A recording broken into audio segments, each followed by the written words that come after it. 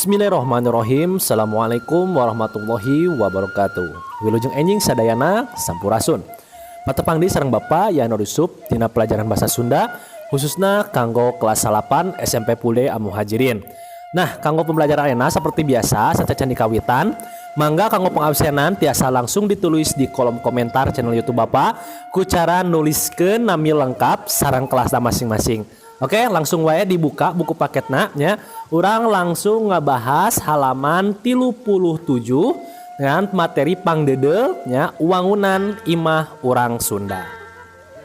Oke, langsung wae dibuka halaman 38 nya di dia aya ngaran wangun suhunan jeung adegan. Jadi dina pembahasan ieu Bapak bakal ngabahas ngeunaan bangunan-bangunan atau rumah-rumah anu aya di Jawa Barat. Oke. Anu kahiji atau nu A nyaeta badak heai. Nami bangunan teh nyaeta badak heai. Nyaeta potongan wangunan henteu make wuwung. Nya wuwung teh nyaeta kenteng anu rada bunder bentukna teh nya. Nah di dia pasambung hateup tukang jeung hareup kawas badak keur heai. Jadi lamun hidup tinggal dina gambarna nya antara kenteng nu payun jeung kenteng nu pengker teh tadi dinya aya anu jiga dicalangap. Nah di teh disebutna teh badak heai. Oke, anu kedua atau B nyaeta bapang. Nami bangunan teh nyaeta bapang. Nyaeta potongan imah panjang teu make jure. Ya disebut oge potongan halte. Nah jadi bapang mah ieu dina bentukna nya dina bentukna teh hampir sami jeung halte. Anu C atau anu katilu nyaeta buka palayu. Nah, naon buka palayu teh nyaeta adegan atau imah jeung wangunan lainna anu yang hareup ka panjangna. Nah jadi si non tepas teh dina panjangna. Kan ieu persegi panjangnya lamun hidup ditinggal dina gambarna bentukna segi panjang. Nah si tepasna teh atawa halamanna teh nyaeta dina segi panjangna. Eta buka palayu. Anu kaopat nyaeta buka pongpok. Nah buka pongpok ieu hampir sami jeung buka palayu.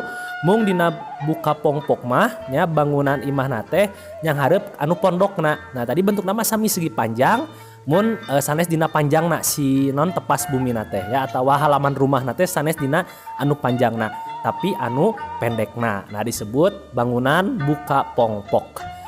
Anu kalima nyaeta capit gunting. Nah ya nyaeta potongan wawangunan imah anu tungtung suhunanana make awi atawa kai dicagakeun kawas gunting rek nyapit. Nah tinggal dina gambarna anu di luhurna. Nah ya aya kai anu kaluhur. Nah nyungcung kaluhur. Nah eta disebutna capit gunting. Nah oke. Anu kagenep nyaeta jogo anjing. Nah kade ieu tong disalahgunakeun kecapananya. Aya kecap jogo anjing sanes berarti ieu kasarnya tapi memang nami bangunanna teh nyaeta jogo anjing atawa tagog anjing ya. Naon tagog anjing teh Pak? Nah dia nyaeta saung ya. Jadi ieu mah saung anu tihangna ngan dua dihareup hungkul nya. Meh sa model jeung potongan imah badak heai. Nah jadi hampir sami jeung badak heai tapi ieu mah leuwih simpel deui nya anu tagog anjing mah. Nah eta anu salajengna anu G nyaeta bangunan jolopong. Nah bangunan jolopong teh nyaeta potongan wangunan imah anu suhunanana ngajolopong manjang. Sok aya nu nyebut oge suhunan panjang atawa gagajahan. Nah jadi ieu mah leuwih jiga barak dina bentukna teh nya anu jolopong mah. Nah, terus anu salajengna anu H nyaeta lilimasan. Nah lilimasan teh nyaeta hateup atawa hateup teh bisa ieu mah sebutkeun genteng gitu nya. Hateup imah anu siga wangun piramid. Nah jadi lamun anu lilimasan mah ieu mah bentuk si gentengna teh yang rupakeun piramid. Nah terangnya piramid bayangkeun deh piramid. Nah luhurna teh. Anu salajengna anu I nyaeta parahu kumureb. Nah di dia kecap parahu kumureb. Maksudna parahu kumureb teh nyaeta lamun ditinggal-tinggal ieu bangunan teh jiga parahu anu nangkub. Nah ya jadi di pengertianna nyaeta potongan wangun imah anu suhunanana kawas parahu keur nangkub. Nah jadi lamun hidup ditinggalna gambarna nya parahu kumureb teh juga parahu anu tibalik nyaeta anu I ya. Salajengna nyaeta anu terakhir nyaeta suhunan papak. Nah ya lamun suhunan papak mah mungkin ieu leuwih ka bangunan modern ya.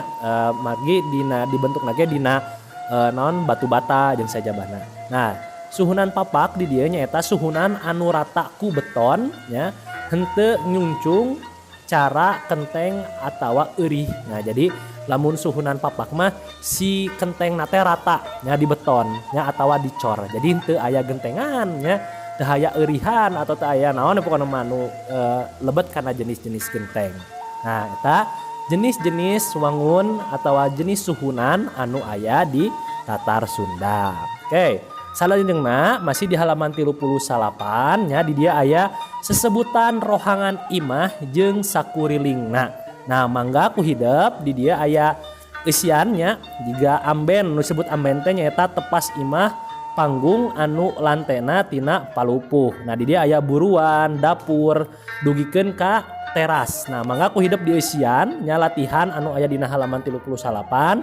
Biasa bebas kanggo sumberna di internet milarian pokona mah eusian tulisna dina buku paket. Nah kitu panginten kanggo pertemuan ayeuna nya sakali deui kanggo tugas eusian lah latihan nya di bumi halaman 38 nya halaman 38 di buku paket ditulisna ngeunaan sesebutan rohangan imah jeung sakurilingna. Nah kitu panginten kanggo pertemuan ayeuna nya hatur nuhun kanggo perhatosanana hapunten bilih aya kelapatan.